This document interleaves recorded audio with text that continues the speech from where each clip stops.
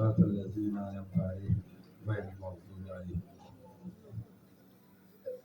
àti pàṣẹ aláfààní àti bá débi pé wọ́n bá ń tẹ̀yàn ká má tara wa.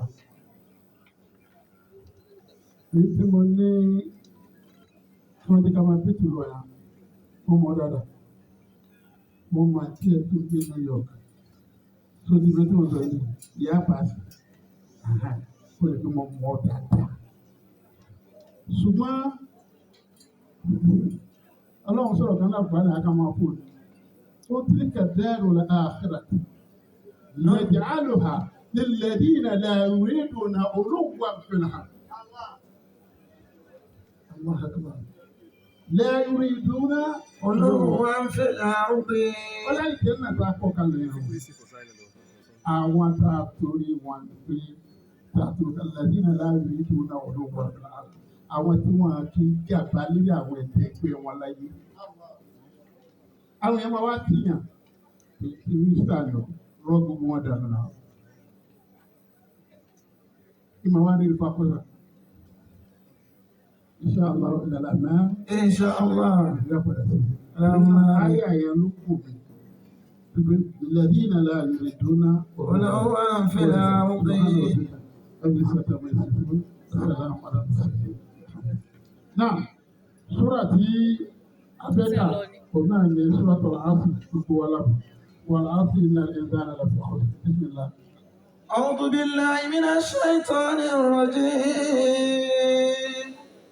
بسم الله الرحمن الرحيم.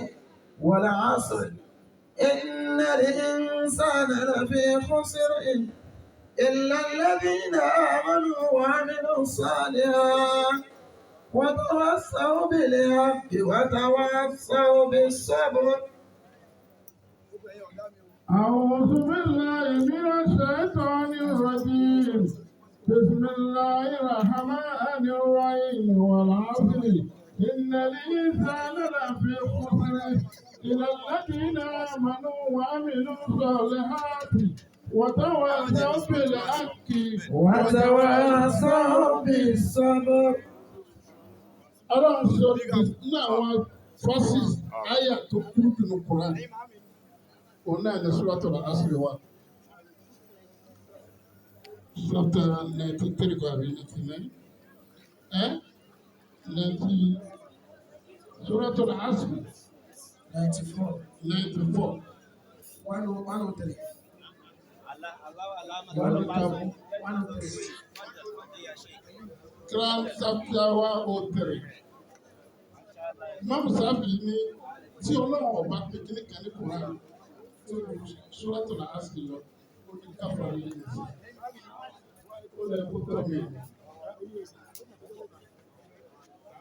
Àwọn ọ̀dọ́ wa tí wọ́n tú Suratul Asr tí wọ́n ti parí tí Ọlọ́run ní ti tó ìwà tí wọ́n ti parí ìwé ìwúlẹ̀ tí ọ̀rọ̀ ayé ló ká kan wọ́n gbé.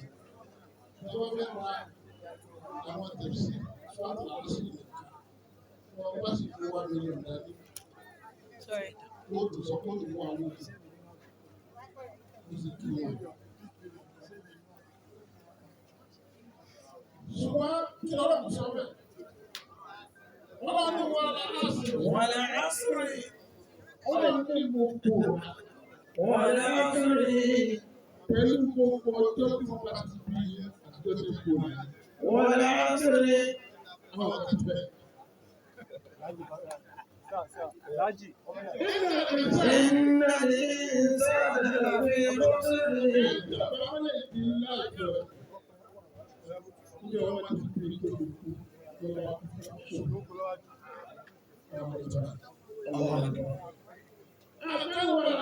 والعصر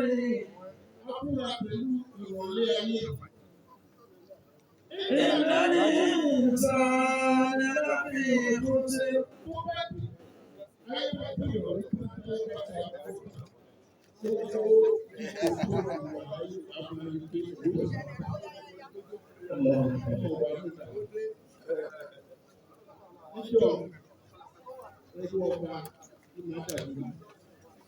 Allah